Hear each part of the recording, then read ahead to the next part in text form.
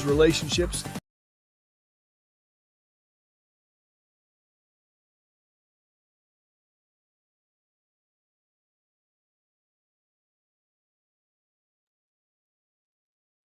Nicole? I got you, friend. Visibility is No only half worries. the equation. Getting attention is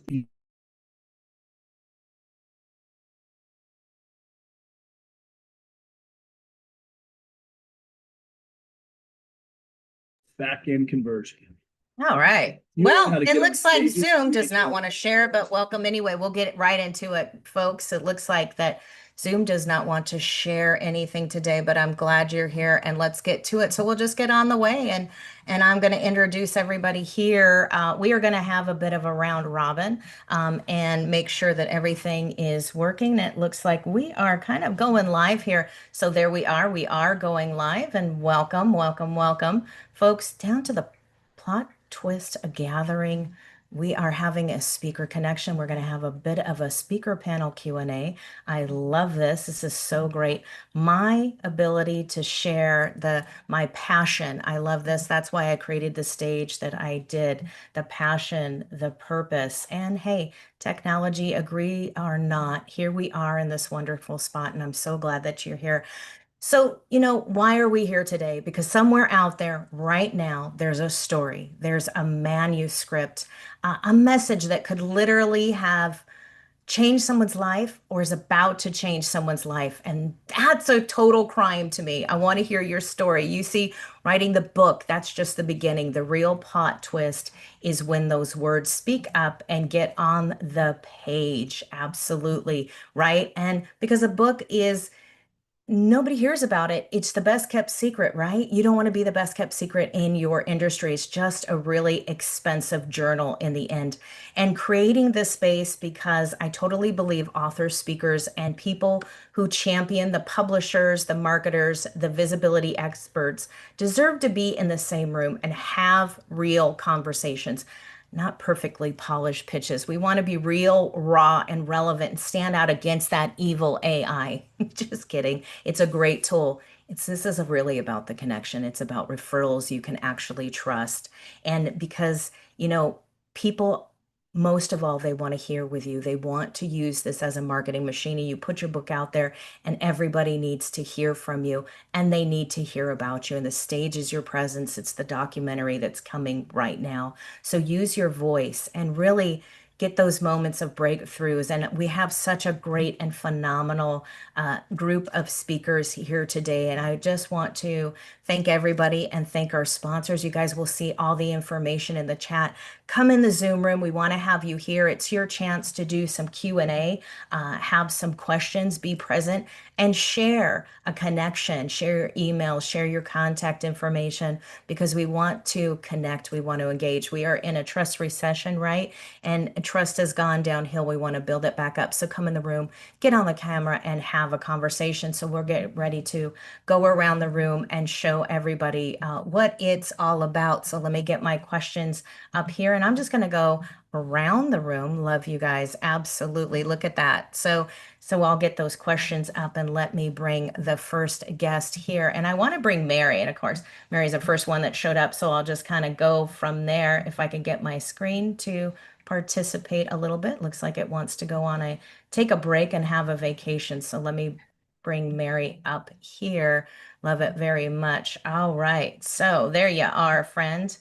Let me add the spotlight here. So, you know, Mary, you've been writing for a moment and you publish. So for a writing journey when you first started, take us back a little bit about what was the actual moment you said, "Hey, I'm writing the book." Was it a divine inspiration or was it totally a full breakdown? I want to hear kind of that little juicy detail of the story of what made you finally push and write the book and then share with a group of people. That's a great question because I started writing from when I was a kid. I absolutely loved writing, and I have actually 2 degrees in English, so I brought it through college. But I didn't write my first book until 2009, 2010, and I wanted to, I was a gymnast for a really long time, and I had a different experience than most of my college teammates who had a very oppressive experience. And I was fortunate enough to have coaches who believed in me, who were on my side, who were on my team. And as a gymnastics coach, I brought that into my own gym. And I wanted to teach parents and coaches and gymnasts that it didn't have to be the traditional gymnastics culture and that it could be a happy experience.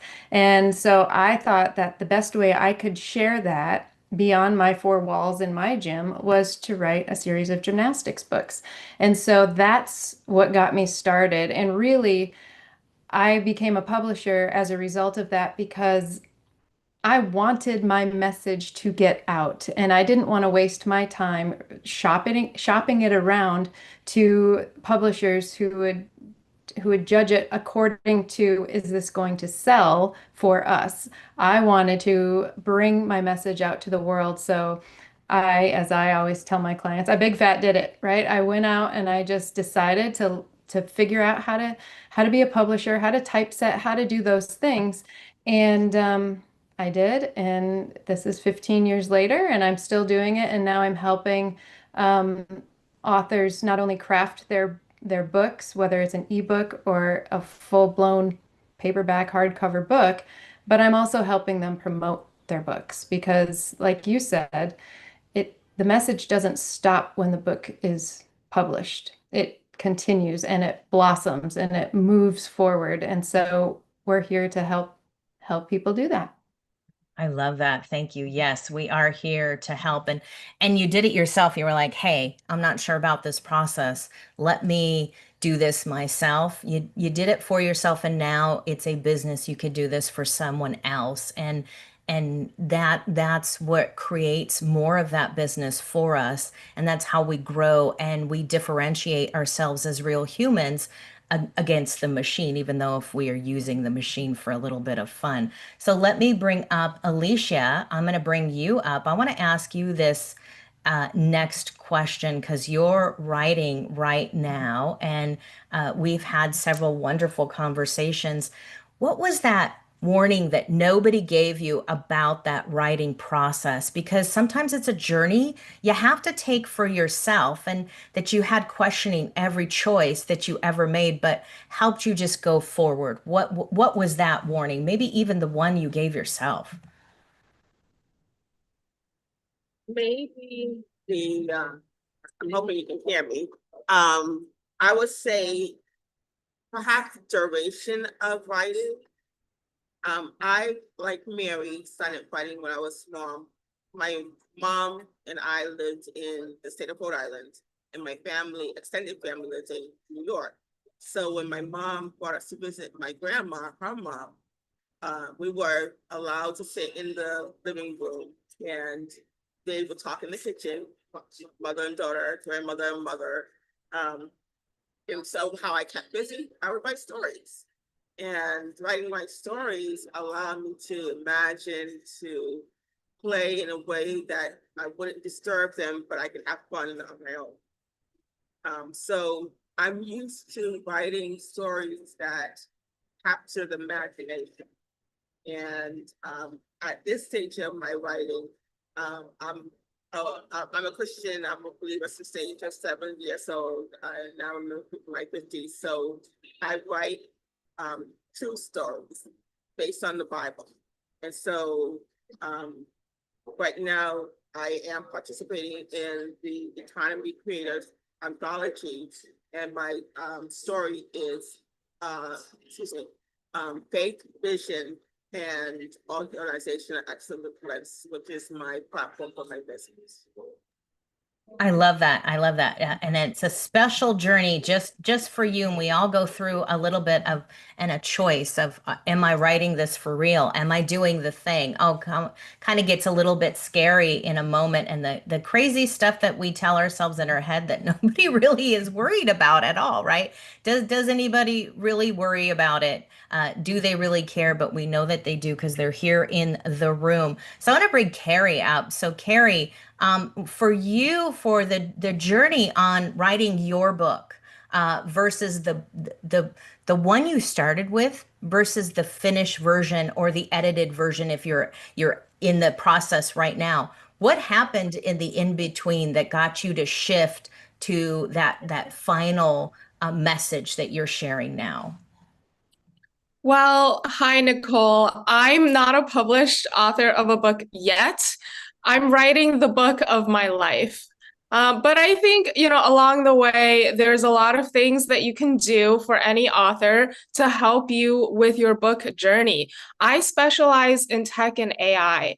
So there's a lot of uses for helping you ideate, helping you do research, helping you get over your writer's block using a lot of the AI tools that we have today.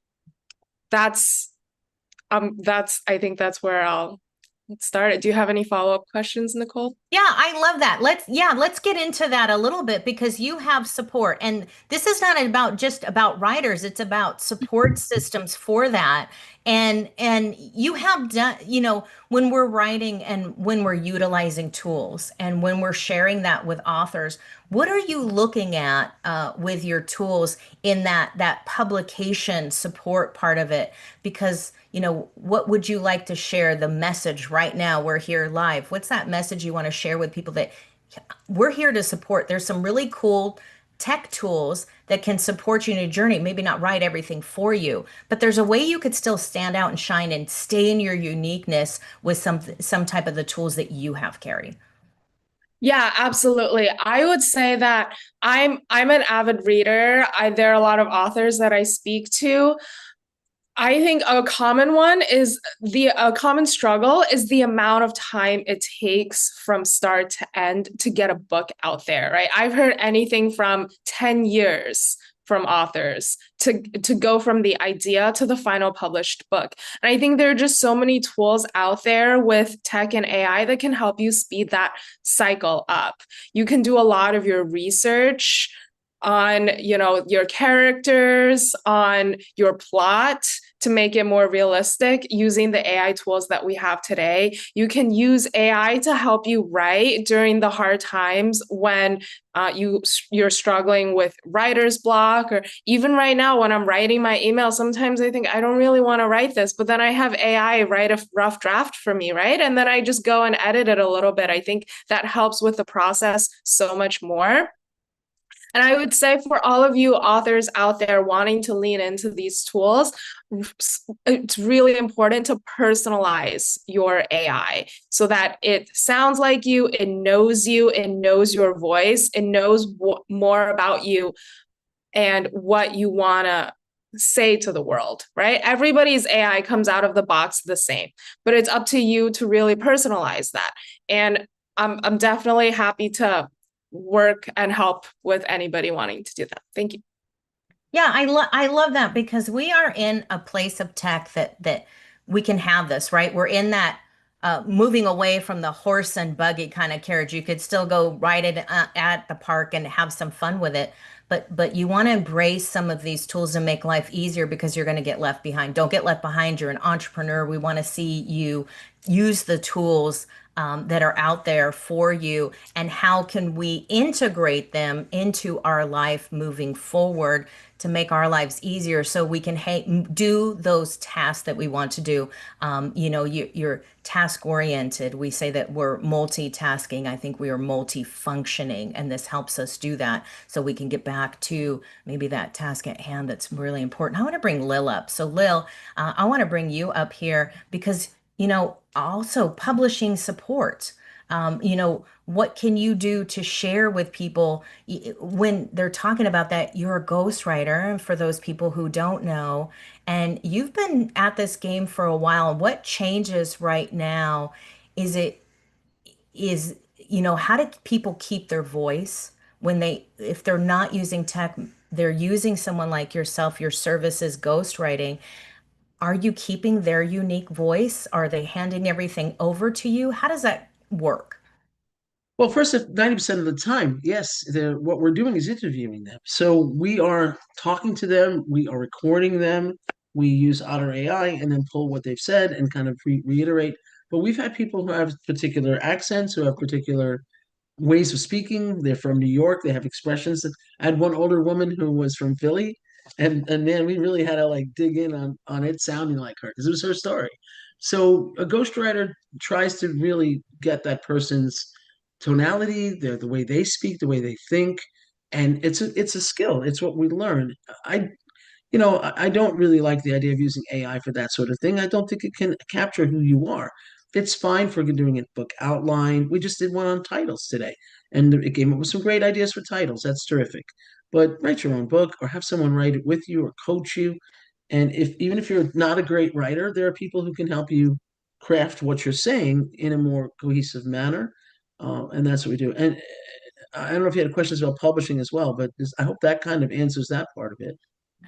Yeah, absolutely. I think that's great. I mean, even more into that publishing part of that, if you want to elaborate more on that, because you're such the expert in this and you share some different ideas and you share a lot of the truth instead of the selling. When somebody's doing this and they're going through that portion of the publishing, what say you about the time for marketing? Do you need to get on the stage? Should you use some AI or tech tools to even just getting in a Zoom room? What does that journey look like? Like, hey, you didn't just write the book or hire somebody and shell some money out there, but you want to continue this journey and share that message. Sure. Well, first off, you have to decide what kind of publishing you're looking for, right? A traditional publishing is very difficult unless you're very famous and you have a lot of following. You could promise them 10,000 books are going to be sold near to immediately. That's what they're looking for. And it's understandable. They're going to put money out. They want you to be able to provide them that. Hybrid publishing, typically, I hate to say, costs about as much as we charge for publishing services. And then those people are going to have control of your book and you are not. They will, if you want to buy a book, you've got to buy it through them. If you want to know how many royalties, what you made in royalties, you've got to ask them. And typically they'll upcharge you for books. So if your book's going to cost $5, they'll typically charge you anywhere from 6 to 10. And you can't do that without them. So that's fine if they do a lot of marketing for you. If they don't do a lot of marketing for you, well, that's silly. You might as well do it yourself. But it's really a matter of what you want your book to do. We try to get your book cover, at least the front cover, done a good month in advance so that you can start putting that out there, that you can show it. Hey, my book's coming out. We do cool promotional graphics. So you can say at least a month. And more importantly, I think than that is getting your team together. You want to get 20, 30, 40, 50, 100 people who are willing to say, when this book comes out, I'm going to tell everybody I know about it. I'm going to do that thing to make people know about your book, and I'm going to review it. Because Robbie will tell you, Robbie Samuels, I don't think is here today, but Robbie will tell you that you want 100 reviews if you can get them. And it's hard. It's hard to do. It's hard to ask people to do those things. But I don't know technology wise how that would help other than get on Zooms, get on Facebook Lives, get on LinkedIn and do little videos about your book and show the book cover and say, I'm so excited. My book is about sports medicine or it's about technology, whatever it is. Get people excited. Get people excited about your book long before it comes out if you can, as long as possible. So the earlier you start working with your publishing team, the earlier you can start getting the word out that you're going to have this happen. Does that make sense? Absolutely. I love that because I share with people how to use that content, turn it into workshops, master classes, stages. We're here today on a stage. Simple tip for today, grab the mic, get in the room, and you can ask the questions, be part of it, connect with each other. I do urge you guys to connect in the chat. Olga, I'm going to come to you in just a sec, and I've got a question for you. And I want to say, So Alicia, I gotta stop you for a second. I thought this was at 1, and I'm supposed to be on a Zoom right now with a client. go ahead. I'll be back if that's okay. How long are No you gonna be worries. here? We're Are you going to gonna be here for a couple hours, so come I'll be back in. back in a few. Love I'll ya. be back in a short time. Thank you. All right, no worries, you guys. And if you're on LinkedIn, you can come into the Zoom room. I'll share that connection or just connect with people here. I do want to address, there's some people in the chat I see on Restream. It says, Andrea Randall, Alicia is here to support you. I want to give her a shout out. She's super supportive of here in the chat right now. And we got some comments in here. You're not the bot. You are that human. So let me get to Olga. I love that. Look at that. There's that support, you guys. I do encourage you, connect in the chat. share your LinkedIn. You guys connect. If you're on Facebook, connect on Facebook, wherever your stomping ground is. Where's that at? Just get in there and connect. Reach out, comment, like, subscribe, and join here today. You can get in the Zoom room when, like Kimberly Crow says, where all the magic and the fun happens. I love this. So for you, Olga, on writing, be honest, what was that moment you almost threw that whole manuscript away? I mean, you're talking about real, true life moments. Did you feel like you wanted to just put it in the trash and didn't want to take it out and share it? Or maybe you edited a lot or put your book script to the side? Or did you go immediately into writing and you stuck with that story the whole time? Well, thank you so much, Nicole. I would never put my book to trash. No, that was not me. But what's happened actually, how I actually started to write the book, because at the COVID, my gallery, I had the two galleries, art galleries, they were closed, and I lost it. I just felt like I'm in depression because I did not know what to do with my life. But creativity always saved me, and I started to dig into my childhood, and I literally cry my eyes out, but I created a memoir, and that story of my ups and downs, how I got into a theater, for example, because I'm from Russia myself. I came here in 91. But before that, I was a professional actress on a stage. And all these stories, how I overcame that story in this one. So I put it to book with the hope that somebody would take that story and say, hey, what's my excuse? If this woman came to the country with a son and a mother, with no word of English, and she started from the scratch, cleaning a McDonald's table and then running a pizza parlor, what's my excuse not to make in America? Because then I started to paint, and my house became like a gallery, and nobody wanted to take my art. I said, you know what? Nobody wanted to take my art. I'm in America. I live American dream. What's the heck with everybody? I'm opening my own gallery. And I opened my own gallery, 2008, first gallery, 2011, second gallery. Then I opened a studio because people came to me. They said, teach me that freedom of painting. And that story I put to the book after the COVID changed probably 90% of lives of global population. And we started to look at what we have today in a different eyes, because we did not cherish the freedom. But when it was taken from us, it was a different value.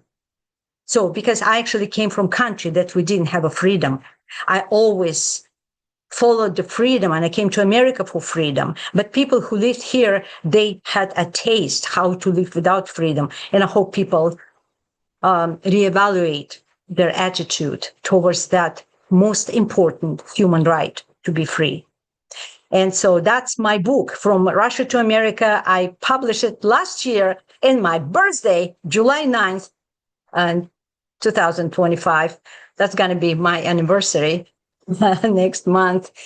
And when I was writing the book, you're probably going to ask me if I used AI. Yes, I did. For structure, because I did not know how to.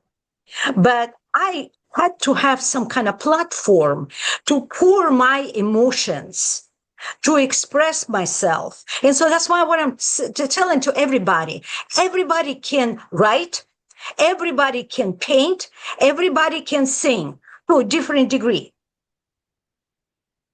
Guys, this is human quality.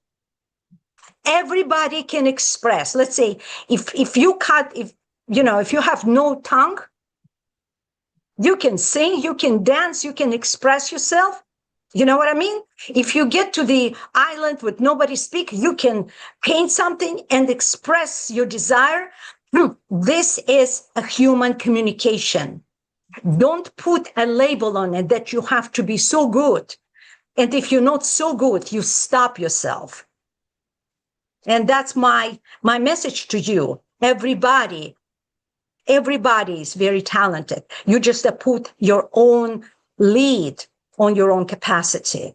So let it shine, because we came here as a humans, and as a humans, we have a human right to be happy. As a matter of fact, Aristotle said that only reason for human and the people existence and the purpose of it, it's a joy and fulfillment. And that's what I'm talking now. I'm a speaker and I'm a coach, but I am bringing that idea that our goal, ultimate goal, is to be happy. Is to be happy. And whatever is bring to that destination, we should use it and make hundreds of mistakes, hundreds of hiccups. Doesn't matter, because it's a part of success. And AI will never replace our humanity. By the way, speaking of AI wants to be a human. Do you know that? When I spoke, I spoke to Claude, because that's my program. Because I have a program. How to thrive in the era of AI and not to lose your humanity. This is my speech to the audience. But what I'm saying is, when I asked Claude about some kind of terms, and he said, by the way, do you know what AI trying to be? I said, what? AI trying to be a human. It means they learning our behavior. They collecting data of human, how we think and so on. But you've got to use that. You got to use that data for good. So we got to take exactly. that back. But he said, you are original. You don't need to fight with AI. You don't need to overcome or fear the AI. You have to bring up your human, quality, and that's how you win. Not to fear it, but be happy with who you are. And I'm teaching that transition from fear to thriving in AI era. Yes, I love that. I love your energy. And people come back on the 18th for Olga to hear more of this passionate, what she's sharing in her story. Thank you so much. I love the passion. You're just about at a year of your book. How amazing is that? I want to bring Colleen Stubbs up here because I've got a question for her that I saved just special because I know she's going to just have no challenge with this because you're going to be able to share the truth on this funness. When you're writing a book, and we're both in the anthology right now, because I know I went through it, and I would think everybody else went through it. That's real and an emotional being and not AI. When writing that chapter, was there ugly crying, or did you were you staring at the ceiling like, I've got to put something in here? How do I say this? Or eating snacks and you're just like, this is really good? Or did you promise yourself that, hey, I'm not going to do that. I'm going to get right to this and focus. What were those challenges for you? Do you want me to keep it real? Yeah, of course. That's the point. Okay, so I feel like my story is actually quite private, and I'm a very private person. I do have a very bubbly personality, but I'm a very private person. And so for me to articulate my story is a huge feat. And so I could not do that alone. What I did was reach out to Miss Mary and had her conduct an interview so that we could come up with an outline. And reaching out to her, not only is it a safe place to unpack, if you will. And I think as entrepreneurs, we're number one looking for that safe place where it's somebody that can say, okay, we're going to leave this out, too much detail. This is great. Really help you dive into the parts that they know need exemplified and expounded on. And so just having those conversations, that was actually multiple conversations I got to have with Mary to help draw that outline out together. And I think that that's like peeling off the Band-Aid, if you will, right? Like but you're doing it in a safe way. So she's helping to soak it and all those things and get it off with the least pain as possible. And then when you look at your story and you go back, you're like, okay, that wasn't so bad. I can dive into this a little bit more now. Now I can open up a little bit more about that. Okay, in this part, she says I don't need to talk about, so let's leave that out. Thank goodness for that part, right? So I think for me, that's what it was. It wasn't, and I needed that to really be nailed like Jello to the wall, because some things I just like to be very private about. But you know, I think that when you're sharing a story, as Olga was saying, it's your heart. We're all humans, and there's a lot to unpack and a lot to share, and it needs to be done in the correct way. So that was very helpful to me. No chips involved, no snacking involved, and we didn't cry, I don't think, maybe a little bit. So Yeah, thank you for that. I mean, keeping it real, that's just the best part of this, is you can keep it real and tell your story in a way where you can still have some privacy and keep some sanity, but you get your story out so nobody else is sharing it. Hey, I heard this, or hey, I met this person. You're like, nope, I'm telling the story first.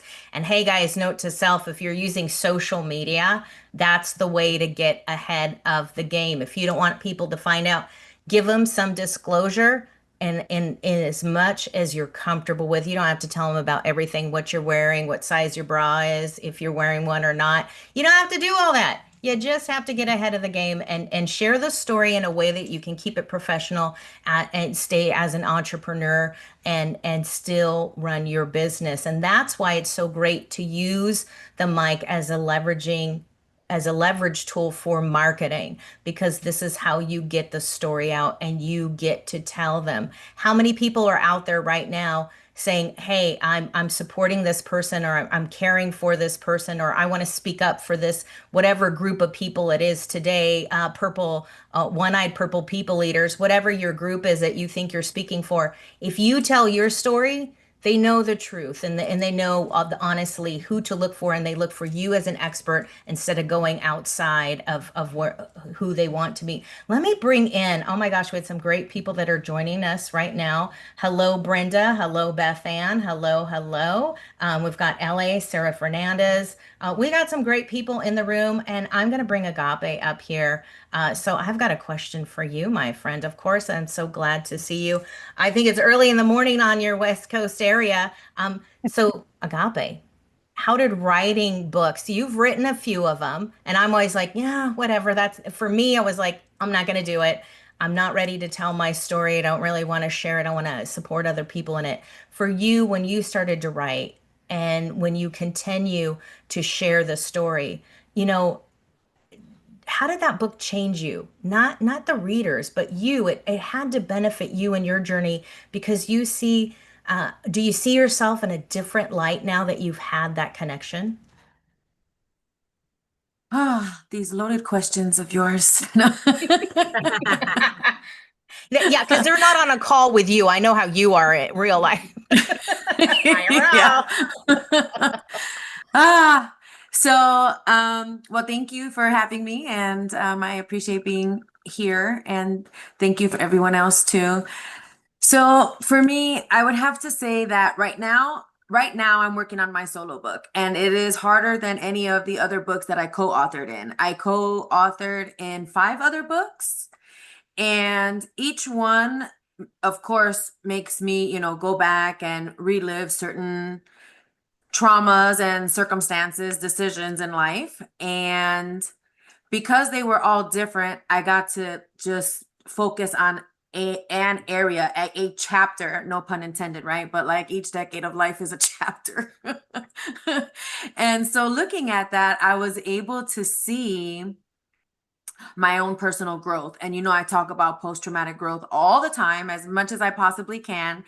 And it's interesting not only to see the different times in life that post-traumatic growth was happening, but I didn't even recognize it or know what it was at the time. And watching how it has put me to where I am today, which is, serving the community. I am, like Colleen mentioned, private. I mean, like I'm private to a degree that people don't even understand. You will never catch me with my location and my Bluetooth on at the same time. I keep my interior lights off when my car doors open. I mean, like I have like layers and layers and layers of privacy. And, for me, that was my safety. And so, you know, being being in a space where you cannot identify or feel your own worth for almost an entire lifetime until you're like faced with potential death. I don't feel like everybody should have to get to that extreme. And for me, I realized that that's what it was. I did not know or feel my own self-worth, but the moments plural, that my life was spared, I knew that it was not me that was sparing my life. It was my creator. So if my creator felt that I was worth saving, then that worth alone supersedes mine by so much and so far that I just know my purpose and I know why I'm here. And that is how these multiple books has changed me as a person and how I'm able to have the strength and stamina to, confront domestic violence and help real-time survivors in their moments of crisis and be a part of changing, their future, their children's futures, and it's not just me by myself. Yes, it was my idea that, came to me when I was asking why my life was being spared, but it is the team, the support, the volunteers, the board members, the interns, and the community that helps serve the community. And so the books and this current one has definitely, shown me the real journey of post-traumatic growth. And I am just so happy and so pain-free and in total bliss when I am in that space of serving. I love that because you can still change, you can still serve, but people have a different connection to you, and that's real and that's raw, and you've shared that with me and so many other people, and it's marketing, but it's sharing in a way that people can really grasp that story and understand. And what I love with what you do is you're not triggered telling that story. This gives people the ability to find connection with you, and you're open to, hey, this is where you can find me, this is where I'm at, this is where we'll be in that next event, right? And share in the chat, as we move on to the other speaker panel, share in the chat about the golf event. Definitely. We've got that live event. There are still live events out there. We just went to an amazing event in Orlando, and I want to come circle around to Mary as I find her on my screen here, and Zoom's playing a little twister here of where are you for people going into publication on that day.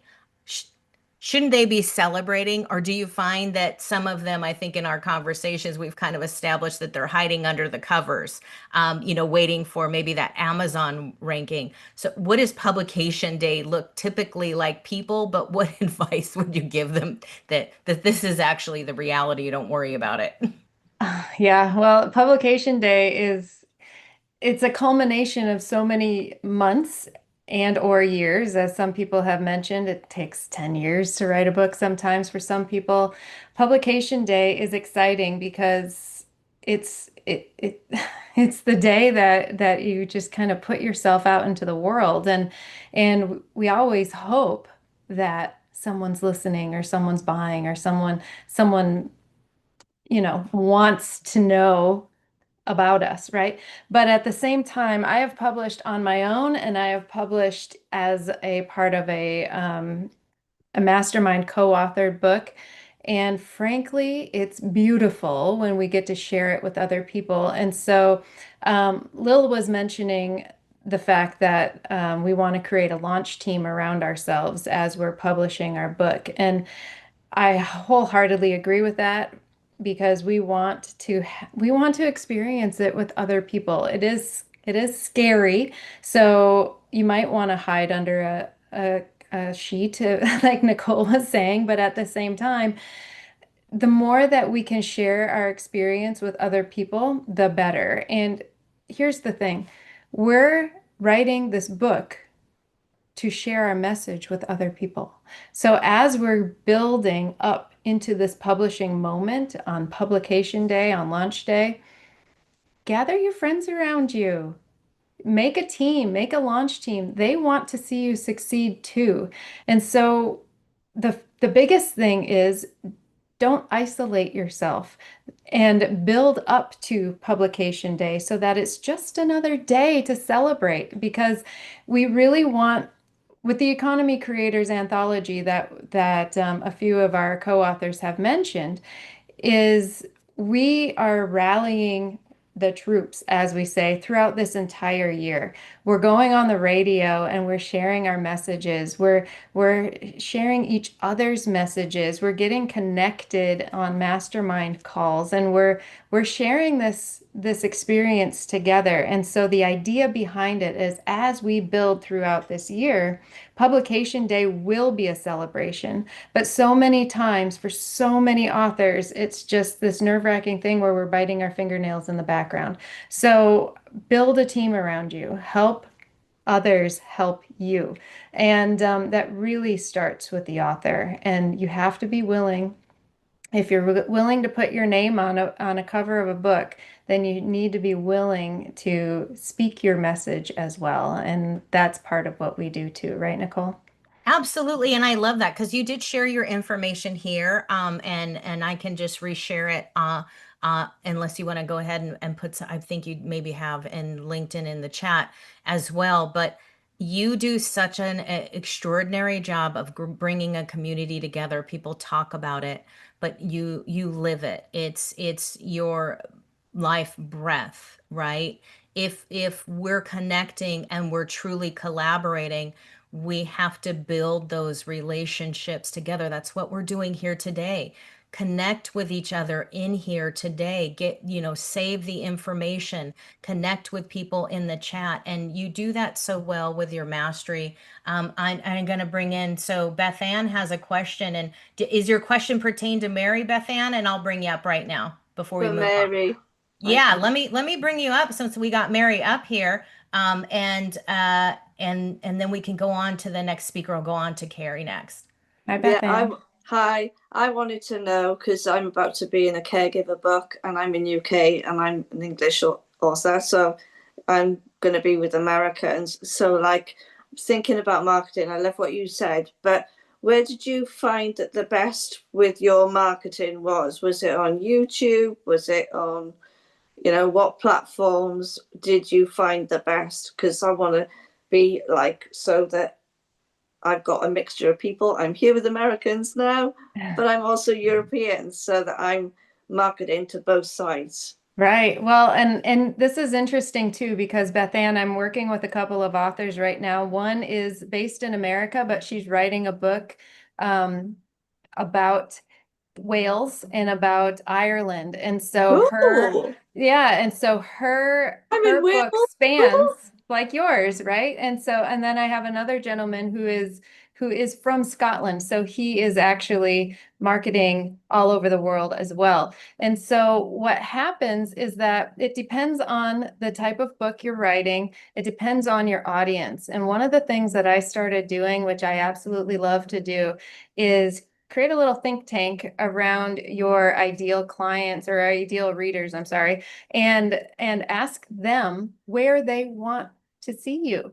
What do they want to learn as background for your book? What is it that they're seeking from you? Because it's not just the message in your book, it's more. And we can't write everything.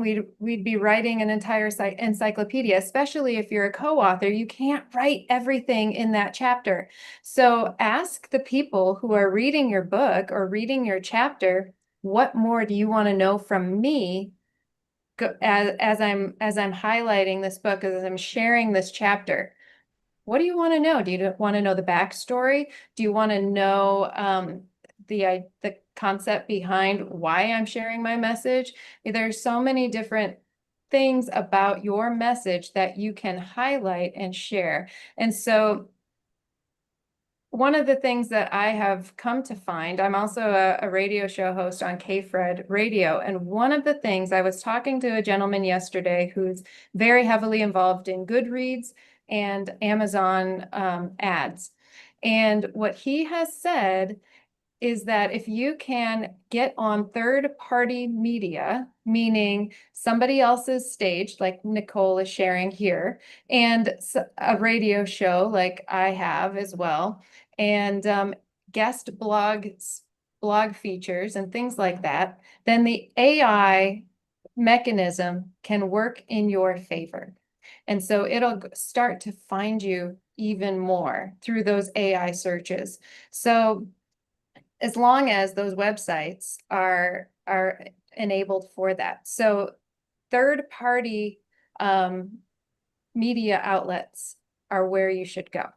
So I can help you with that. Just reach out to me. I will. Thank you so much. You're Appreciate welcome. Ah, look at that. That's what you're in the room for.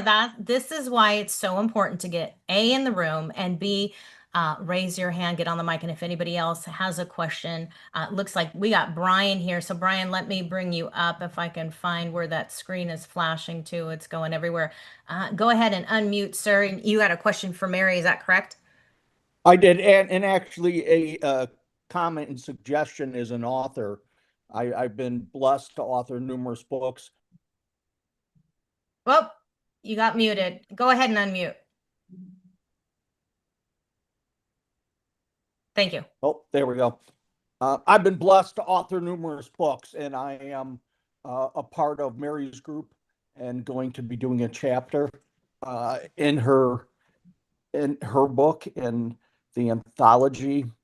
And I just released a book, and after going through this process about 10 times, probably the best thing that I've done, which I would have done in my first couple books, but for some reason didn't know about it, or maybe it wasn't a big thing.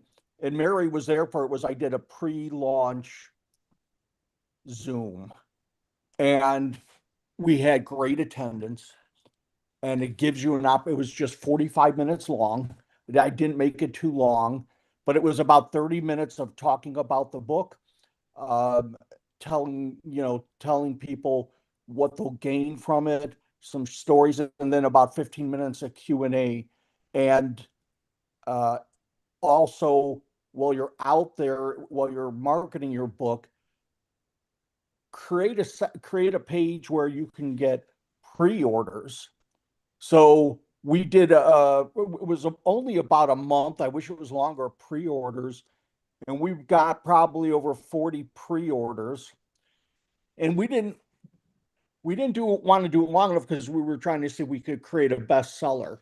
So then we asked the people during the book launch if they would purchase a book, because I guess the way Amazon works, you have to have so many books bought in a certain time. And we created a bestseller, but I thought the key was, thank you, the key was really getting those pre-orders that you could put in whenever you want them. So we were putting them in after the 45-minute Zoom, and then creating the things that everybody talked about here, creating that momentum, creating that excitement, creating that opportunity to be a part of this book launch. We had a good crowd there then that bought the book, and then asking them to share. The other thing it does is it gives you email addresses that allows you then to send out personal thank yous, and then maybe a couple weeks after, ask them to leave to leave a response on Amazon to say a little something about your book, which really helps. So those are just my tips. Mary was there for it. It was short, I believe short. I don't know, Mary, I don't think it was too long. Short and sweet, and gave people an opportunity to chime in, but it made the book extremely successful and created a networking opportunity for everybody. Yeah. I love that. Thank you. Thank you for sharing that, Brian. Make sure everybody connects with you and you share your information again, folks. Go into the chat and get those free gifts. If you're in the Zoom room, you got to be here in the Zoom room to get the giveaways, to get the gifts. Come into the Zoom room, register. The links are in there. I'll drop those links in there again. And I did share people's connection information through YouTube and through LinkedIn. I want everybody to connect, to keep sharing. No, thank you, Alicia. Sure. Welcome. There's some people that just entered the room. I love that. We are having the speaker panel Q&A. So let me get back to where we are. It looks like Lil was able to join this again. So let me ask her a question in case she just needs to step out again. Because you got me. I'm staying. are you? I love it. But here, because you work on the stage, you work with authors, so you're working with people, speakers, you're just working with the world. So you found one thing, you niched it down, and now it gives you the ability to expand. Is there like a ritual or something that people have to do when they write? I mean, you're spelling it out. That's kind of like ritualistic in itself, and not in a bad way. It's a good way to develop habits. But is there like a real ridiculous one that maybe you developed or you heard that people do, or just share a ritual that helps people really get with it and stick with it and get the word out? Well, the tinfoil hat and surrounding yourself with candles, it's always good. No, it's not, I don't think that's a ritual exactly. I mean, when you say ritual, I think of crazy shit. I don't know what happens. Look, getting the word out, it's like people think the writing a book is this. I know Mary's going to agree with me. I wrote my book. The world is coming. The world is not coming. The world isn't coming if you get with a major publisher. Newsflash, 19 out of 20 of those books don't sell more than 300 copies. A very sad statistic. They're gamblers. They might as well go to the casino. That's what they are. Traditional publishers know that Barack Obama is going to sell 1 million copies if he spits on the page. They don't care, right? So they find other people they think, maybe that'll work. That might happen. And a lot of times it doesn't. They don't do a lot of work for you. They don't do a lot of the marketing. They tell you go on book tours and they maybe set you up with a few of them and then tell you go figure it out for yourself. A lot of that isn't what people think. The job isn't writing the book. That's easy. Jeez, you can talk into a computer and before you know it, you got a book. The job is selling yourself in the book. And if you're not selling yourself along with that book, it is likely you're not going to be, that book's going to be of no use to you. Most and almost all of our clients are not concerned about selling books. They're concerned about selling who they are, what they do, how to elevate who they are and what they do. Why should I come to you for whatever it is I do? And if you can buy a book for $5 and throw it in every swag bag for $500, there's 100 people who have a book they're never going to throw away, and they're going to call you. One of them will call you at 5,000 or 10,000. Pretty good investment. Who wouldn't spend $500 to make 5,000? Any one of us would do that right now. If I told you, if you give me $500 today, tomorrow I'll send you $5,000. Every one of you would give me $500 right now. And that's the thing. That's what you do. You want the book to be a tool. You want to market yourself. The ritual of writing, or everyone has a different way of writing or have a way of, getting that to happen for themselves. Some people are great in the morning. Some are great at night. Write when it's comfortable. If you sit in a chair that's too comfortable, do whatever you need to do to make yourself happy and comfortable to get the book written, or hire someone like us to do it for you, to do it with you, to work on it with you, to make sure it's a really good book. Go through. It's worth spending money on professionals. This is going to be a better book when you hand it out and give it away. It's going to be a book they really want to actually read. So, I mean, I hope that kind of answers what you were asking, but tell me if I'm still not there. I don't know. No, it does. And the reason I ask you is because not only do you have this great sense of humor and you can understand, but when you work with people, I mean, even sometimes getting speakers in the room or getting speakers together is really like chasing cats. people are here, they show up on time, and those people are always going to show up the same time. And that's kind of working with, like, yes, I was the tech nerd, I was in the drama club, the techie, all that fun stuff. So there's something, to be said about that. But the truth is, what you're sharing right now, the truth is no matter whether you put your tinfoil hat on and have all the candles, it's a habit. And if you look at a ritual more as, what is your daily habit to put some time down to write? Even comedians take time in the morning or after their show, and they're not really organizational people or really strategic people. Most of them not. Jerry Seinfeld, as you hear him. There's other people. You see Joe Rogan. Those people actually write. So it's something that we have to do and develop a great habit. And I think that's what's important. And saying the truth and telling people this is what it really looks like. I'm not going to sell you a bill of goods. I'm going to actually tell you what really happens and what you can expect. And this is why Plot Twist happens. It was in conversations with clients and other people, to friends of mine that had got suckered into writing a book that never got edited. There was no marketing. They were told the reason they were part of that anthology was the majority of it was going to get marketed. And they did not, and that was unfortunate. So they did not continue the journey, and it can be a burnout. I know for me, I want to tell you guys, and when I sent this is my first chapter, I'm in an anthology. And ask Agape, she's heard me for years. Yeah, I'm writing some. I think I'm okay. I'll pass it up. I love this stage. I just want to hear the story. I want to watch the movie. I want to see the drama. I want to feel it. I want to read a good book, but I don't want to do it myself. I was so ready to give up the chapter I wrote. I put the entire body of the email into the subject line when I sent it to Mary and I didn't notice it until she replied to me, and I went, darn, that's a really long subject line. I didn't know it could hold that many words. I was like, ooh, I was just ready to go release it. But those are funny things that happen. So I want to bring Kathy up. Kathy, I see you're in the room. Let me bring you up, because we're going to talk a little bit more about that marketing aspect. There are some things that people do, but there's a way that people stand out when they're marketing, and there's some unique ways that people can market and have some fun with it if they want to do the traditional and add a little bit of spice and do something a little bit different. Like, hey, I did this. This is really cool. You want to share that with everybody? Oh yeah, and of course, I mean the sky is the limit really when it comes to what you can do for marketing and promoting. And I love what Lil was just saying too about it's not about selling the books, it's about the book selling you.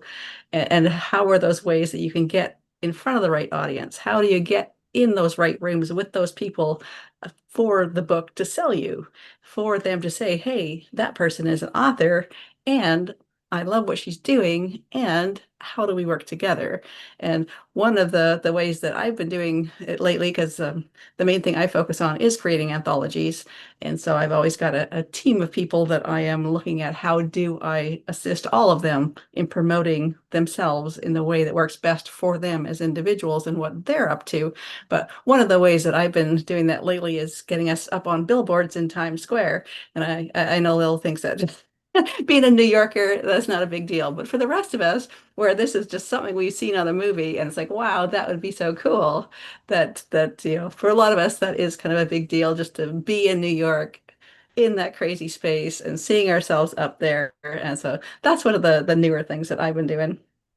I think it's for certain people, it's kind of romantic in a way. If you watched a lot of 80s movies and there was that kind of setting of, hey, I want to go to New York, do this trip, get my name in lights. And so it's a little, and it's different than putting just an ad out there. And there's so much that's out there that we can do that's different. And I think that's part of the journey. I love that, Kathy. And we'll circle back around and get another question for you. This is what when you're in the room, when you're having the conversation, what you get to learn, you get to know about people and what the true journey is. So you're not going to someone. I mean, I love doing what I do. About a week ago, I hosted, Land and Leverage Your TEDx talk with Frank King. Frank King, 14. He's on his 14th TEDx talk. He's written for Jay Leno for 20 years, in the business when, there was actual writers and there wasn't a lot of all that, the change. It's not just AI. We've kind of really changed and neutered the actors. There's not that fun, dynamic exchange on the stage, and there's no more of those Shakespearean Broadway actors and actresses coming into movies anymore. But that's okay. We can do it ourselves, and that's why you host a workshop, and we'll put that in there. Host a workshop, host a master class, get on the stage. But it's bringing people to the stage, and this is what I love to do, that have the true experience. So that's why I've asked Mary and Lil and Kathy to come in here and talk about the marketing, publishing side, sharing the story, writing the story, doing the interviews. There's actually this big, huge journey that goes beyond that. And why recommend people you don't really know, people that I haven't worked with? Absolutely. So connect. And Kathy's asking, Mary, you two should connect. That'd be great. That would be great. Yes. And share your stuff. So Ludi, yeah, put that in there. And I'm going to share some more stuff on there. And I want to bring Carrie up because Carrie, you got a little bit of a different aspect going on here. When people are using tools and they're building a foundation for their writing, I mean, we can take, and I'm going to take this, for example, I'll take this speaker panel, I'll take the transcript, I'll put it in the chat hopper or some type of LLM like Claude and say, hey, bestie, do the magic. Let's make this into social posts. So when you're using these tools, it gives you different advantage to your career and what you're sharing. How big can you go with the tools that you share with everybody? I think these tools can assist in literally every aspect of the process, from creating the book, which I talked about previously, using AI to help you move that much faster. And here's what's so great about having the tools under your belt and knowing how to use it is you can open it up and use it anytime, right? You're not waiting on somebody that you hired. You're not waiting on an assistant. You're not waiting on your publisher. You can just kick up these tools and use it, and you are really empowered to own your schedule. The other thing that I want to talk about is what happens after or even as you're writing, right? The marketing aspect, getting the word out there, getting speaking gigs, getting on the podcasts, all of the marketing, right? We want to make sure that we're following up with our leads. We want to make sure that we have a lot of the assets for the book ready to go and sharing it with people appropriately along the publishing journey. And that goes into automations, right? These are more of the classic, hey, make sure you follow up, email, text, call people, making sure that your contracts are in place and that there's a very simple way, like a one-click way to send out your speaker contracts, what have you, right? Setting up your bookstore so that it's not just Amazon, but you have it on your CRMs. So it's just across the board. These tools are so helpful. And what I really encourage is for everybody to understand the tools and know how to use it, get coached a little bit in the tools and how they work, because something that's so important is this process of build, refine, and iterate. Let's say that you built a landing page to collect leads for your book, or interested people who are, wanting to follow, that you want to follow up with, right? What is the messaging on that landing page? Today, it could be your book preview. Tomorrow, it could be something about your book. The next day, it could be, here's a little chapter that I want to share, right? As you're maturing along the book and how you talk about the book and how you're putting your story out there, you will want to build, refine, and iterate on your messaging. And so it's super important that everybody knows a little bit about how the tech works so that they can tweak things as they go along.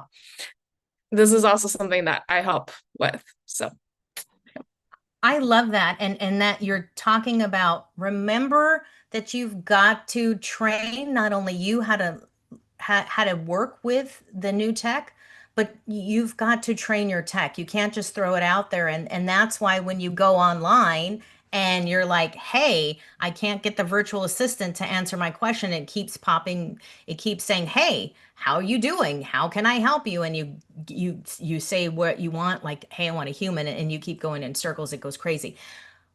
But when you train the tech and when you train on the check with somebody that understands what they're doing and knows how to do this and are passionate about what they do, because you've got a ton of experience. And I love that when we've had our first conversation, what you have, what type of experience that you have in this. So, and I want to share that if you would elaborate, because a lot of people don't know, and I don't usually do this on the panel, but I think it's so important when you're not just selling something like, hey, this is cool, I want you to get Zoom, or hey, going to integrate, you actually understand the tech. So can you share a little bit more about that background and experience?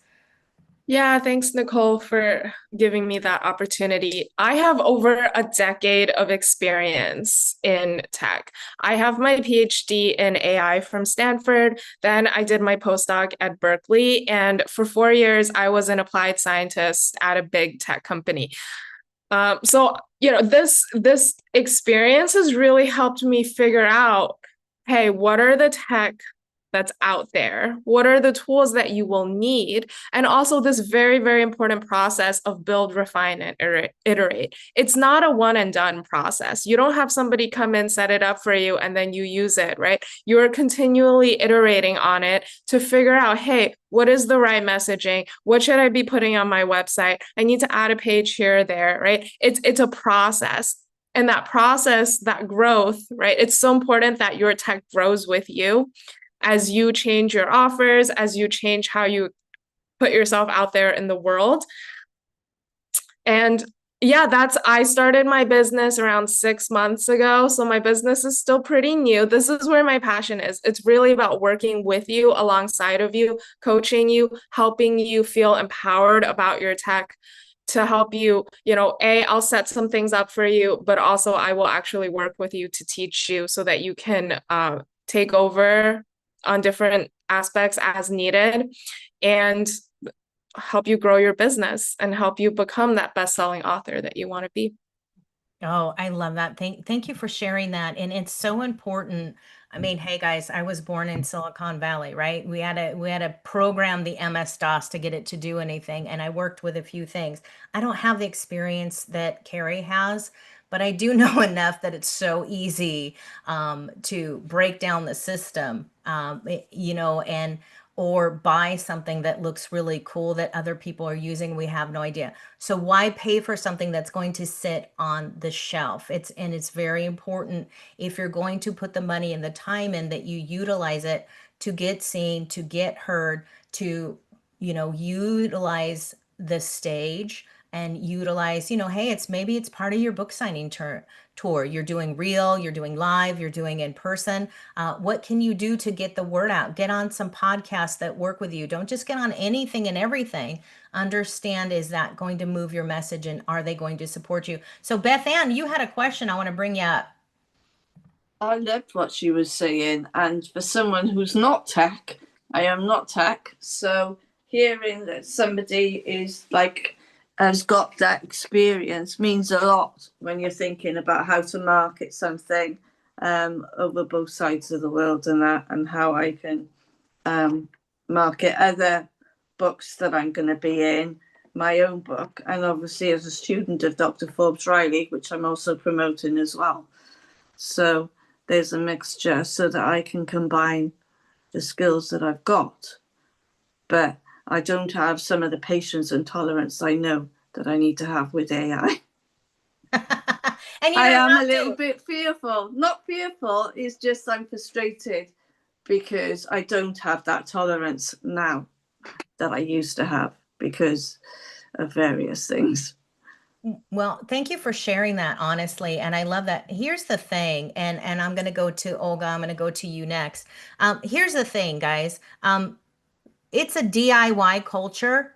That doesn't mean we have to do everything. And if you don't let that go, and delegate to other people's strengths and try to do everything yourself. You'll never get it done. You'll never put it out there, and it causes some type of procrastination. We should be multifunctional and not necessarily multitasking at all times, although we kind of are right now because we're doing the thing. We're live in the Zoom room and we are live online. So we've got about another 30 minutes that will be online. And Olga, I'm going to come to you next here.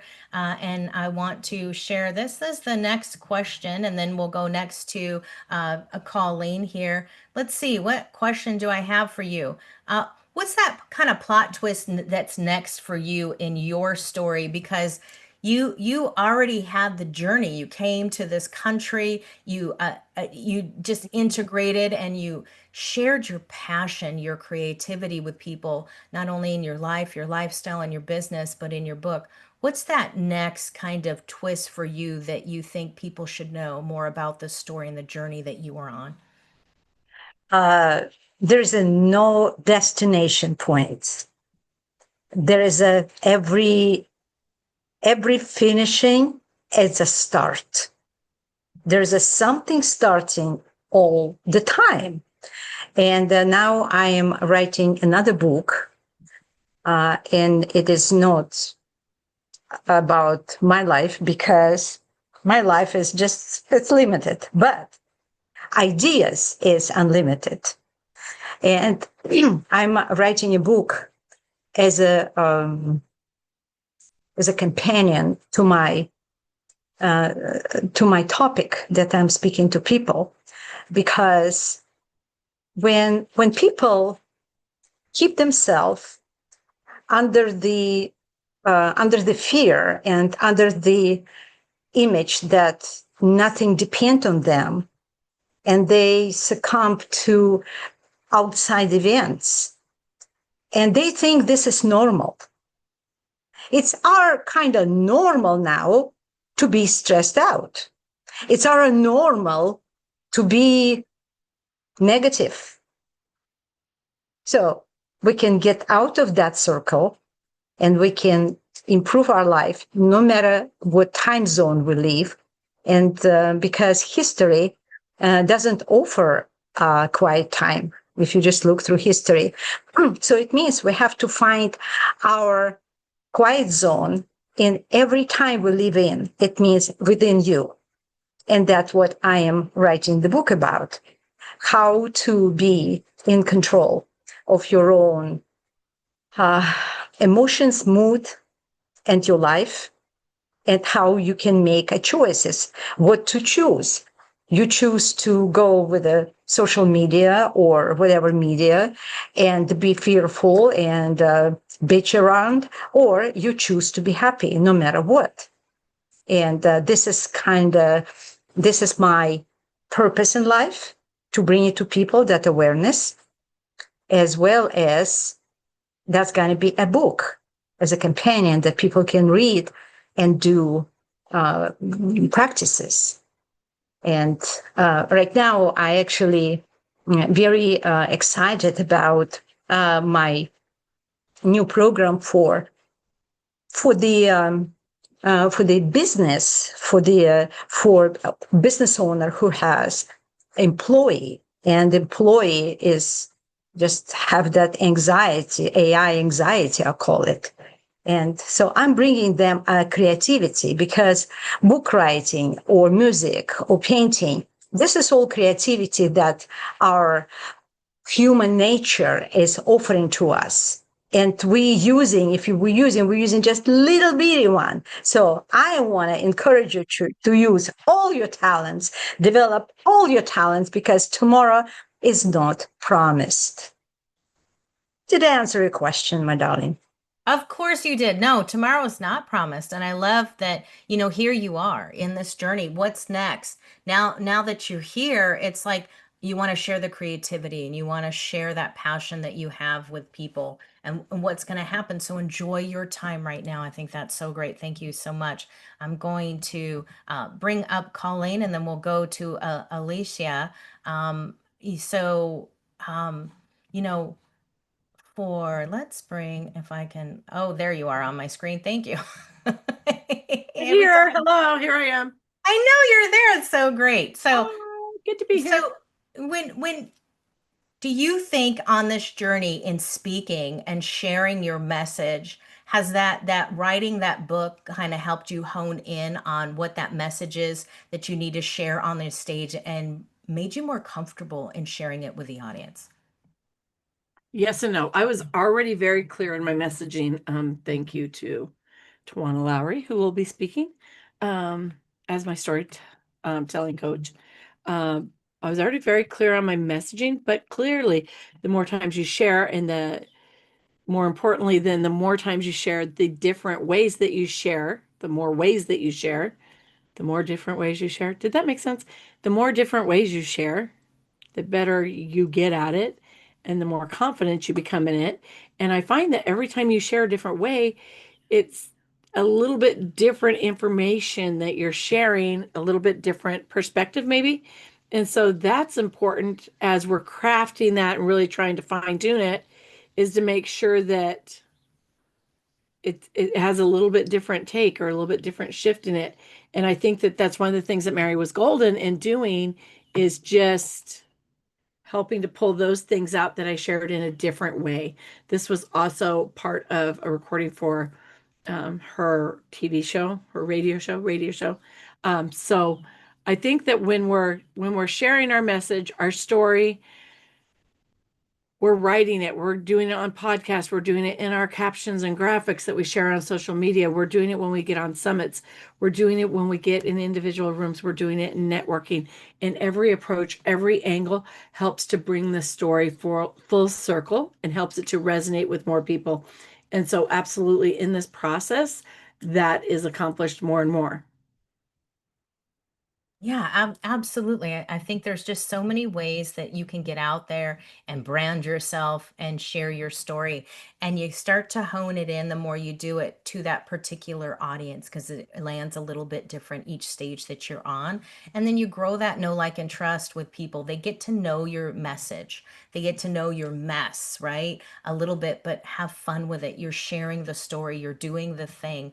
What can you do now? And share that. I think that's the great thing about Well, and I that. think the thing is that, I know this is going to be a huge surprise for all of you, but I'm no spring chicken.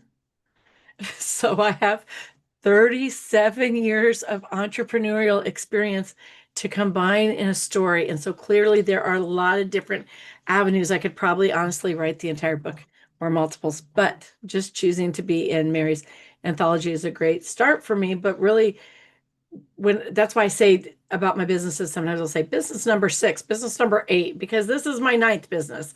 And so a lot of times I've had people say, well, you didn't tell us what they were called. I'm like, well, they all have different names. They were all different businesses, but I mean, I could count and figure it out and tell you specifically pertaining to that story. You hear a lot about Chicken Lips. I also had Heart and Home scrapbooking. I also had Front Porch Whimsy. I also had Repeatables. I also had Character Kids. I mean, it goes on and on and on. I had Dream Catchers, all these different things. But there are lessons learned that brought me where I am now in my entrepreneurial journey that serve as the foundation. And those are the things that we want to address in a professional way and share, while also sharing the fun fact that I am actually the worst employee I ever had. I am the worst employee I ever had. Fired myself the same shift I started. I injured myself and had to have stitches. I'm the worst. And I was late to work the very first day. So I deserve to be fired. So all along the way in building my businesses, there are funny little stories and things that help bring the message and the lesson learned home and help build the foundation. And I think we all have that in our story. It's just a matter of finding the way that we can share that and bring it home to the lesson learned or the solution that we're now providing. And so, yes, absolutely, sitting down and doing this put that a little more in perspective, but also made the world go round so that we're having a different viewpoint of it. Absolutely. Thank you so much. Yes, have a different viewpoint, and it's the journey when we start sharing our message and we get on stage and we engage with one another on lives, on podcast, interactively, and connect. We can absolutely build that trust in there and what's going on with people, and they get to know us. They get to be part of our lives and connect with us just a little bit more, and that's so good. So let's see. Let me bring up Alicia right here. There you are on my screen. Thank you so much. Okay. Did as far as speaking and sharing your journey, your book, your services in business, did writing the book, does it make you feel like you're a better speaker, better business person? You're able to hold workshops in a better space and format to the audience and offer connection for your services? I love this question because I would say yes. It enhances what I do and how I communicate effectively. I am the doctoral candidate at the moment, and so not only am I writing for my doctorate, but I'm also writing for pleasure and business. And for me, pleasure and business, when it comes to writing, it's synonymous. So yes, I would say yes. Yeah, I love that. Yeah, it's made you a better person. And we have talked about also when you're doing your workshops and you were starting to do that and how great it kind of made you feel because you're able to share that message, right? There's so many ways that you can share that on stage, and what a great journey. Yeah, absolutely, absolutely. So while I have you here, is there something that you want people to know about your book or about your talk that's coming up? Well, I wanted to share that what the thrust behind my chapter in the Economy Creators Faith, Vision, and Organizational Excellence is to unveil a AI application that I just developed, partially for my doctorate, but mostly to bring it to market. It's human-centric because most AI tools are now built for agility, for productivity, for rapidity. This one is built basically for human workplace relationship dynamics in order to lower the high cost of turnover, and demonstrate to our employees, stakeholders, and customers that you are valued in our organization as a decision maker. So any decision maker who feels they need to communicate this more effectively, this tool, this system, it's called the Organizational Excellence Model System, is built for you. And basically, it's simple to use. I love to demonstrate it when I speak with the decision maker who may contact me. My QR code is right there. But the whole thing is we need to recognize as business owners, as business leaders, we have a responsibility to our customers, to our stakeholders, to our employees, to create that environment where they feel authentically appreciated, valued, and respected, so they can do their job and stay with the company. And that's my whole message behind that. I love that. Thank you. Yes, yes. You need to matter. But when people know that you're connecting, we've gone away from that culture in any department in any corporate America, from the connection and from understanding where we are, what we were good at, doing a job well done, and then we started working on everything else but anything that mattered in our business and doing a good job. And that separates us even more, and we need to be rewarded for that in a sense, right? So Agape, let me bring you up here. Thank you. Yeah, thank you. All right, so let me bring you up here, and the question I have for you, friend, what would the title? I know, right? Da da da. It's a zinger. What would the title of your life chapter be right now? And you don't have to commit to having it forever. You can always change it. But What would the title of your chapter be right now? Maybe the chapter in life with what you've learned in your journey, being on the stage, being a speaker, the executive director of Confronting Domestic Violence, and then writing that story and putting it in print so everybody gets to see it. That chapter would be Be Your Incredible Self.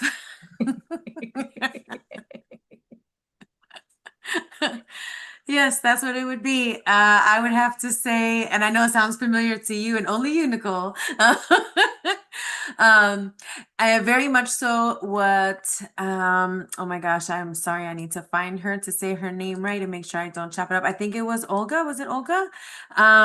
When she was up here talking about, understanding your emotions, right? So for me and the post-traumatic growth, the part of being your incredible self is being able to identify your triggers, knowing where they reside in your body so that you can intercept your reaction and have a much more level-headed response. Once you're able to identify where those triggers lie, you have emotional control and you are in your highest state of authority at that moment to, make a conscious decision on how you want the outcome to end up.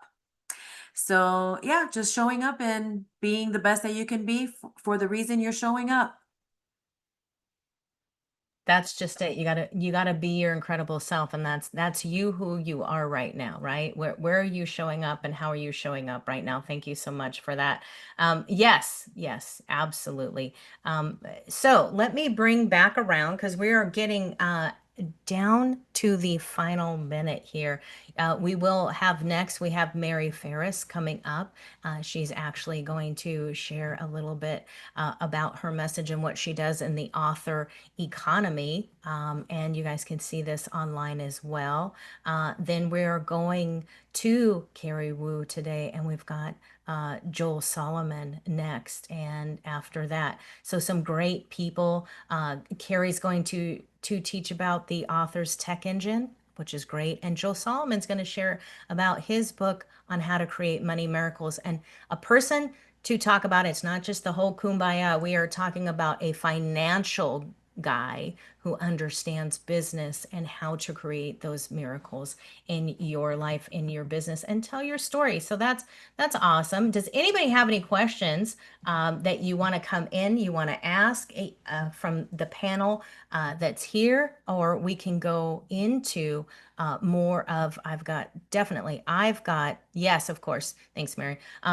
Some definite questions. Obviously, I've got 1,000,001 questions that I'm going to ask, but does anybody else have any questions right now? And we can keep going. All right. I did see, let's see, Sarah Fernandez, and I can't find the message now, but I did see her pop into the YouTube coming off of Colleen's page. I think she was giving you a thumbs up, kind of kudos, awesome little thing there. So yes, we've got some engagement in there.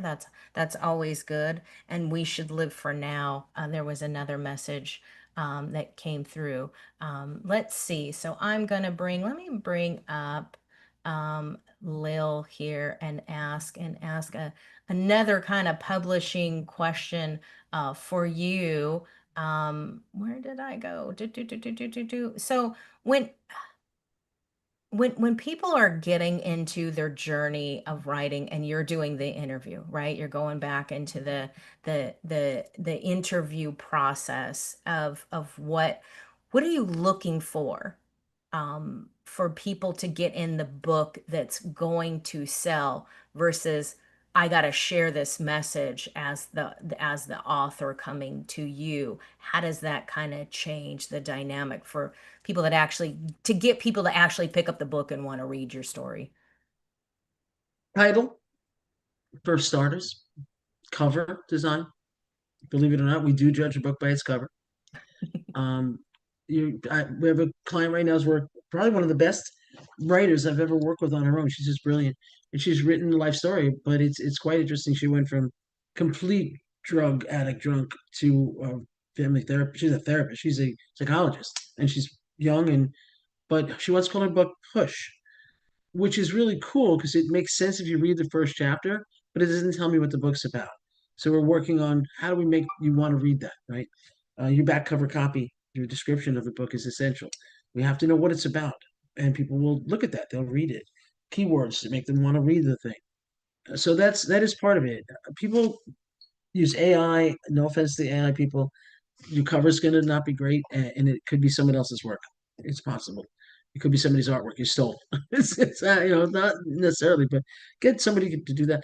But as far as being compelling, you have to remember that years ago we used to put the acknowledgments in the front of a book, right? Because there wasn't a look inside.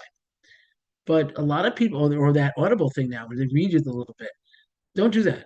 Put your acknowledgments at the back, put everything, get something compelling that if somebody is interested enough in the cover, the title, the description, they go, oh, this sounds like something for me. I might be cool. They might bother to do the look inside or do the little, read to you, look inside. So that get them engaged immediately.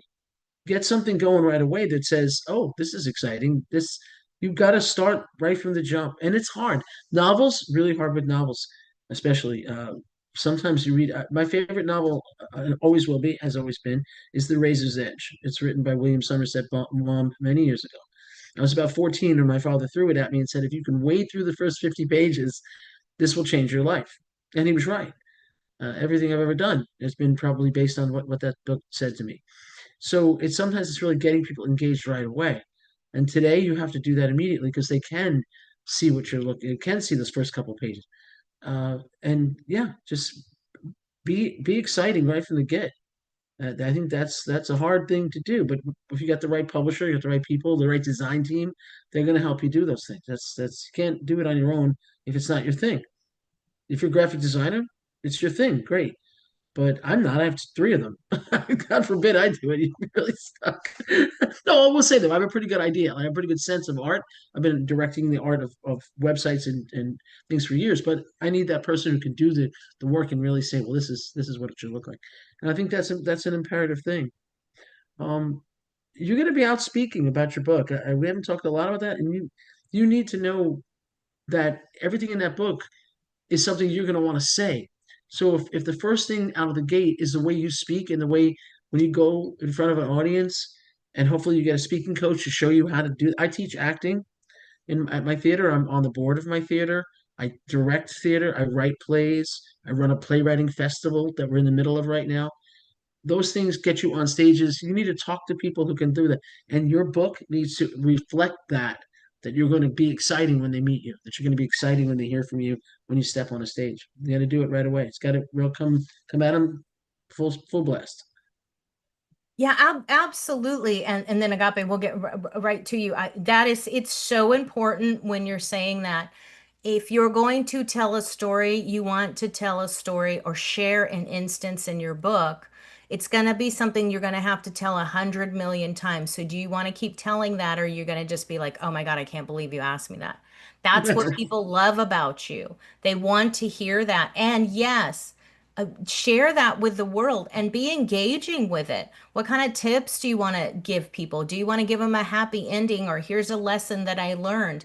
Share that on the stage and be able to talk about that because people want to hear that story. That's where they relate to you. And if you're talking about it, are you going to want to share that book afterwards and say, hey, hey, by the way, I'm a speaker today and here's my story. Oh, and by the way, I wrote a book. So you guys can find that here. And people share that at Lunch and Learns. They share it in networking events. Share it with people. Maybe you're giving them a free chapter, but you want them to relate that to what you're talking about. If it's about your business, you want to be able to have that conversation with people when they ask you questions, and don't tell them, no, that's not really how it happened. Let them take from them where they're at in the moment, what they took away, their takeaway from reading the book, or their understanding of the chapter, or understanding that conversation. So they have to be synergetic. So that's absolutely true. So You have to be authentic and vulnerable. If you're not willing to be those two things, don't write a book. Yeah, absolutely. Absolutely. Agape, you have a question. Is it for Lil? I'll bring you up then. Yes, it is for Lil. Yeah, come on up. Come on down. All right. So Nicole can vouch for what I'm about to say. I have toned down over the past 3, 4 years because I genuinely show up animated all the time. I have such high energy. It doesn't matter the topic. It doesn't matter what time of the day or night it is. I'm told that it's 10 o'clock energy no matter what time it is. And it's an energy that, and I don't drink coffee, but it's an energy that will more times than not, like it's too much. People will exit opposed to be like, drawn. So how, like, where is the median? How do you talk to people to find that middle ground to be what you're saying and versus what I'm sharing and probably exhibiting at the moment? I have been in the theater world since I'm literally 13 years of age. I worked in a professional theater at 16, started my first company at 19, been teaching acting my whole life. There is a great deal of acting in speaking. It's not the same. It's not the same as getting on stage, but it is. The more you know your subject, the more you know what you're going to say without saying exactly the same thing every time. I have a speech I do that could be 3 minutes, 5 minutes, or 15. At the end of it, you will likely be crying, no matter whether it's 3 minutes, 5 minutes, or 15, right? But I know what I'm going to say and how I'm going to present it. Big thing you need to learn as we teach in acting. It's called the power of the pause. When you take a pause, people stop and wait to see what you're going to say next. It gives them, they lean in. When you stop and you take a breath, the next thing you say is going to be important, and they know it, right? And in that story, I'll not take too long to do today, but that story, when I say the one thing that I say that makes them cry, people go, oh, because I stop before I say it, right? So I think slow down, take a breath now and again, right? Practice it in front of some people who know what you should do. Find somebody in the audience to look at when you're looking at it on the screen. Find a way to engage. It's hard to do it on Zoom, right? But on the stage, you can find 2 or 3 people in the audience that you want to look towards. Look to them, look back to the middle, walk and then talk and then walk. Do not do all of that at once unless you absolutely have to. People who pace or rock while they're speaking, you lose them immediately. Find a spot, say what you have to say, take a step, say the next thing. Look at the audience, take a step, take a breath, take a step. If you're pacing, or that's because you really want to say something energetic, then you got to move across the stage for a minute. Stop again. You can learn to control your energy. You just need to know how. And most of that is education. Most of it, I do it every single night. I had to tell you, you're rocking. I feel like I'm on the Titanic. I've got actors, brand new actors, do this the whole time. And you're seasick, but they can watch them, right? That's one of the first things we teach them to do, not to turn their back on the audience, how to engage. It's the same thing as being in play. Got it? Yep, got it. Cool. All Question? right.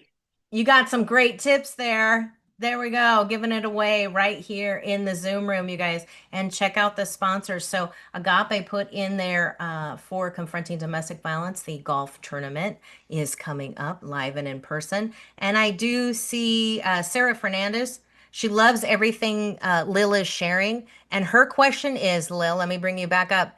Is it harder today to write a book because of self-publishing, or is it because people's span of attention is lower, or what? Is it harder to do what? Do what now? Oh, so her question is it harder today to write a book because Yeah. of self-publishing? Everybody's trying to DIY. Step away from that. Step away from that, I would say. Or is it because people's span of attention is lowering? Are they just using span of attention because they just procrastinate as an excuse, I would say. But what would you say? Is it span of attention or DIY? That's a really hard question to answer. I would say, is it harder to write a book that way? I don't think it's a matter of that. I think our span of attention is a mess. We are. I watched a thing yesterday about a young guy who's probably 25, talking about all his friends are getting together to talk about the smartphone is destroying their lives. It really is. They don't go out and do anything. They don't go to a bar and hang out or go to a ball game. They're on their freaking phones. So I think what happens is we're in the middle of writing, right? Okay, I'm going to write from 10 o'clock in the morning to 11. I'm going to write at 7 o'clock to 8 o'clock. And then the phone goes off. And now you take it out of the moment. I used to take a pencil and pad and go down to the coffee shop in front of the coffee shop in town. I had like an overhang. I could sit out there on a little bench and I would write with a pencil and yellow pen. And I will tell you, even there, because I know everybody, right? So as I'm sitting, somebody would go, "Hey, Lil, do you want another cup of coffee?" Back to saying, "Hey, Lil, how's it going? What are you doing?" People would stop and talk to me. That's great. Love you. But I'm in the middle of writing. So you got to figure out. And I'm a person, you can put me in the middle of Times Square with a laptop. I'm going to just write. Nothing distracts me. That's me. I'm doing it since I'm a kid. You have to put the distractions away. You have doing it yourself. Yeah, you're doing a book yourself. I don't know where DIY comes in, but there's a lot of people writing books, so you have a lot more competition. People can write the worst book in the world and publish it badly on their own. Well, There's that's millions what I think. as we speak. 20 more bad books just went onto Amazon, literally. But you're writing books nobody's going to read. You're writing books that you're not marketing. You're not talking about it. You're not getting on a podcast. Nobody really knows that you exist. But you don't have somebody telling you honestly, maybe you need to edit some of the words. So there's so much going on because I enjoy reading books, and it's like some of these books I would never read, and I'm sure you see the worst of it because I'm just like, oh my gosh, I can't believe. Are you sure you want to publish that? But so Sarah's saying, yeah, she meant it was to clarify the span of attention on the readers. Do you think that it's harder that I see a lot more people coming back to books? That's why we have a full room here and a full Yep. Stage. But for It's the a audience book. attention. You ever watch a movie and about 15 minutes in, you're like doing something else? Yeah. It's boring. It's not catching your attention. It's like anything else. Good books are good books. Bad books are not. You have to figure out a way to keep their attention, and that's on the writer. But I think people will pay attention to anything if it's well written, if it's engaging. And the next thing, the young lady with Push, I think people are going to read that. They're going to eat it up. What's the next thing? I had a book that I wasn't going to publish. It's called Middleman Blues and One Hell of a Life. If you want to read something that makes Forrest Gump come to life for you, this guy, it's his life story. And I couldn't stop reading it. I mean, it just kept moving. And he didn't want to publish it at first because he's had an interesting life. He wanted to leave it as a legacy for his kids. And now he's decided to publish it. But it is possibly one of the best books I've ever read. And I've read thousands of them, every day, right? So it's just engaging. And this guy, this weird life, and he's really had a very average life, the average American life. But he's done so many incredible things, and you keep waiting to see what the next thing's going to happen, and then it doesn't happen, and something else happens. It's you have to engage people on stages and plays. I write plays, and the end of Act One. If you leave after the end of Act One, I give up. Because every time I write a play, I leave you in a spot where you go, what is going to happen next? I can't leave. I had an older woman, there was some cursing in the play, and it was a little bit, some things, and she said, my actor at the end said, she said, well, I didn't like the cursing, and it was not a lot. And he said, well, why did you stay? Why did you stay for the second act? And she went, I wanted to see what was going to happen. Drew you in. That's just the thing. Can you But get you have into to do that that. plot twist? Keep them moving, dialogue, change the stories, pattern interrupt, do stuff that gets them to think and think and think and think. I got to keep reading this. Oh, I got to keep reading this. What's next? I love that. And I think Beth Ann has a question, but I want to say my favorite book, and you guys put this in the chat. If you are live, comment. If you're watching live, if you're in the Zoom room, put in the chat. What is your favorite book or book that was most intriguing to you that you read? And then Beth Ann has a question for you, Lil. Mine that comes to mind right now is A Child Called It. I wouldn't read it if you're squeamish. It's a true life story about his kid and how he was treated by his parents because they kept him in the basement. But I read that when I was working in juvenile hall. I was a probation person, and I was tasked as a juvenile institutional officer and read that book. And we did share it with some of the kids in there about their lives, so they had something to relate to. But put in the chat what you like. A Boy Named Dave, A Child Called It. Yep. So, so Beth Ann, you have a question or a comment?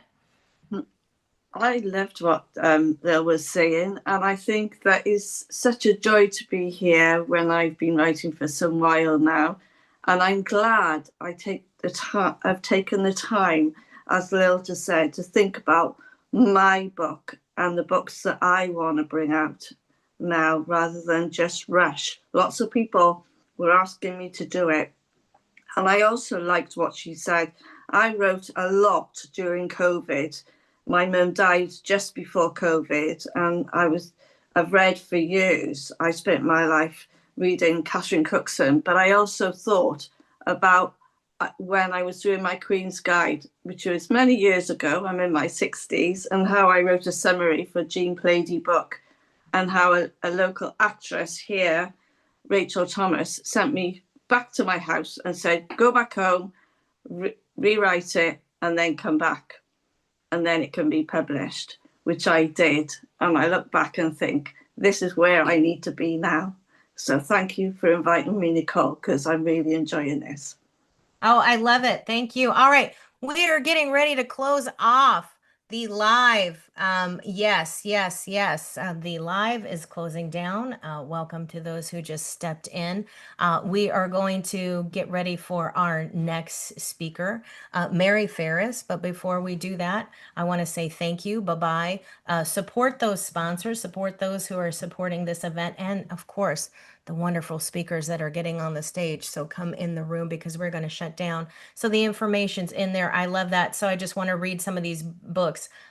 Boy Named Dave, a sequel to A Child Call It. Yep, that's true. My Lobotomy and Lil put the book she wrote that she was most proud of is Warm Bodies, Morgan, Siri, 1978. It's a City, Morgan City. Sorry. Oh, okay. I can't spell. That's okay. So Don't read it if you that's don't okay. like We're books on rape human. and murder. That's you. We're human. I got like a good juicy story too. So that's it. So we're gonna turn this off in a minute. Check out Confronting Domestic Violence is having their golf event coming live, and that information's in there. I do want to say mention Digital Speaker. So those people who keep coming to me and say, hey, Nicole, I want to get paid to speak. Go get the Digital Speaker app. There are some people that just came in the last week or so after I share that and that I'm speaking to right now that are getting booked. You can get that 7-day free trial, and in that trial, you do get the gig, so you can sign up. And the person booked a gig in the 7-day free trial. It gives you the ability to integrate with it. It is tech oriented, but you get to go to a live event. You get to show up on stage. They're going to pay you. There's virtual events, there's live events, but it gives you the opportunity to fill out an application in 5 minutes versus an hour and a half. So if you want a speaker agent that you don't have to pay $1 million to, but you need to apply and you want somebody to feed you the gigs, they're going to feed you them all day. So check that out, you guys, right now. Check out all the great gifts, all the information. You got to get in the Zoom room to get the free gifts from the speakers, and you can always upgrade to VIP, and you get all the great VIP gifts as well. So I want to thank that, and Beth put Catherine Cookson, Jean Plaidy books. Thornburg's. I think I watched that movie when I was young. I think I know what you're talking about. But thanks. Say goodbye, everybody. Bye-bye. Bye-bye. We are so glad you're here.